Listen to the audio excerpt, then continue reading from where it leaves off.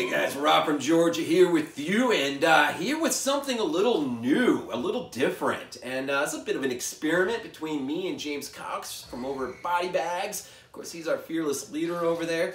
And this is a bit of a different approach to looking at film. And we're going to look at a pair of films. This is, of course, the original Evil Dead from '81 and the remake from 2013. I'll look mostly at the remake. He's going to take on the original, and we'll see what the end product has. So my thoughts, well, let's just start here. The Evil Dead from 2013, Fede Álvarez. This is the Blu-ray release of TriStar Pictures, Ghost House production. Of course, my ticket stub did catch us last show, last day, last theater. It was, yeah, I mean, literally, I don't know if I've ever gone to a film where it was like, if I don't do it now, I'll never see it again.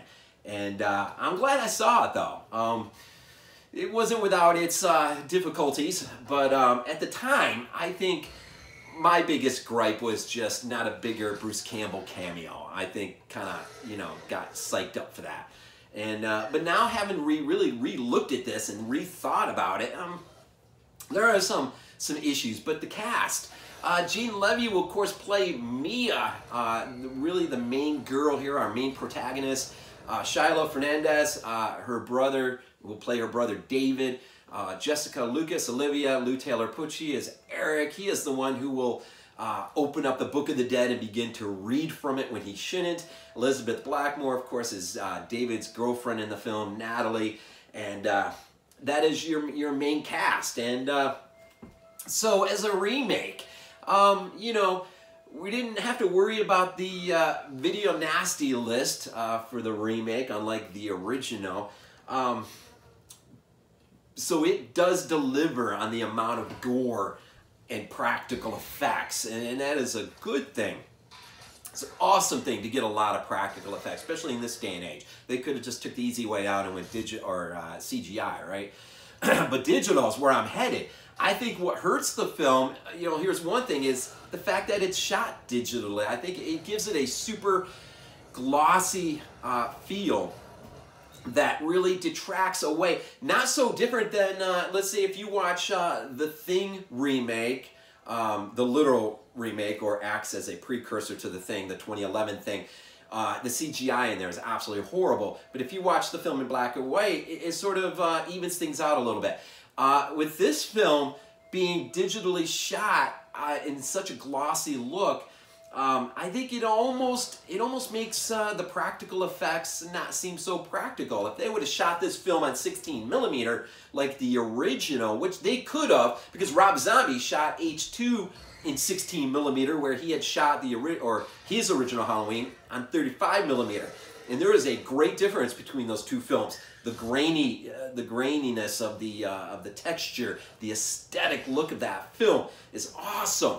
And it might be one of the biggest things this film was needing, was something like that intangible, that creative decision. The other thing it didn't need was the prologue.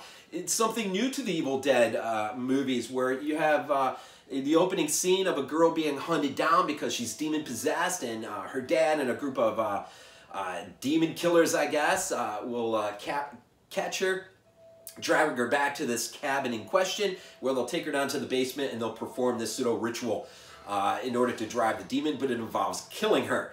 You know, it's a prologue that's just not needed for a film, an original that was so steeped in Lovecraft themes and so simple. I mean, the opening shot of the original film versus the opening prologue that we get for this film could not be further apart. It really just was not needed. I think, you know, this film being shot in New Zealand would have done well to embrace that New Zealand sort of, you know, give a nod or two to the old films of New Zealand's past, Dead Alive, you know, some other films. And, you know, while being, you know, the remake to, you know, Evil Dead. You know, so So the prologue, the fact that it's digitally shot, the fact that Eric is a character you just never buy into, ever. And the fact that he's the one who will read from the book. There's no tape recordings found in the basement. All we really find in the basement is the sort of the aftermath of the prologue that we're subjected to in the beginning. But his character, by the time he comes around in the film to admit what he's done, it's just, you just don't buy it. I think his character might be the worst character in the entire movie. Now, he's great when he becomes possessed, but I don't know, it's just not believable for me. The other thing is Mia's drug addiction. The reason why her and her brother are back at the cabin that they went to as kids is so that her friends could rid her of this drug addiction, and so it becomes a metaphor that's not needed. It almost hurts, the simplicity of this book, the cabin, all that we've come to know with the other three films, the TV show, which I've never seen, but the mythology. I think it just detracts. There are too many things in this movie that detract from what could have been freaking awesome. But it did bring some good things. I mean, rarely do you get a remake that has the artwork that accompanies it is pretty outstanding. The effort, the amount of love, the practical effects, the fact that Sam Raimi and Bruce Campbell and Tappert all gave this their blessing and really pushed this hard. I mean, you don't get that often. And so, the love that went into this, Mia's character post-resurrection is fun to watch. I'm just thinking some of the good things. I mean, some of the scenes aesthetically, it does. There is a little bit of atmosphere. I mean, I say there's more than a little bit. I don't want to take away too much. I actually, the last viewing, I'm liking this film more and more when I can just sort of divorce myself of the prologue, when I can divorce myself of, certain aspects of the film. There are aspects that, quite frankly, as a remake, it still puts itself way above and beyond most remakes that come out today. And so I would say if you've never checked out the Evil Dead remake from 2013, you ought to. It's somebody's thoughts and mine. I mean, aesthetically, how we approach film and take film in and how we compare it to the original.